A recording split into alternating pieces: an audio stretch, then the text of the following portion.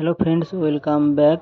তো বন্ধুরা, সবাই এই বর্ষার মধ্যে এই যে গরমের যে তীব্র যে একটা আমেজ, তো এই গরমের মধ্যে আপনারা কেমন আছেন?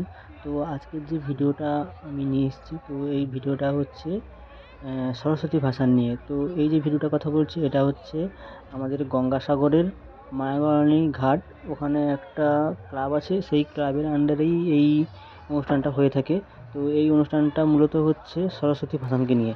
তো সরস্বতী পুজো হয়ে যায় কিছুদিন আগে, তারপরেই এখানে সরস্বতী ঠাকুরকে এখানে এই যে ট্যাঙ্ক করা আছে এখানে ভাসানোর জন্য নিয়ে আসা হয়। তো তার আগে কি হয়, যত ক্লাব বা স্কুল বা কিছু কিছু প্রতিষ্ঠান আছে তারা কি করে, তারা একটি সুন্দর সে শোল হোক বা অন্যান্য কোনো খড় বা কোনো জিনিসপত্র দিয়ে কি করে ছোট্ট একটা প্যান্ডেল মতো তৈরি করে তার ভিতরে সরস্বতীর যে প্রতিমাটা আছে সেই সরস্বতী ঠাকুরের প্রতিমাটাকে সুন্দর করে সাজিয়ে গুছিয়ে নিয়ে আসে।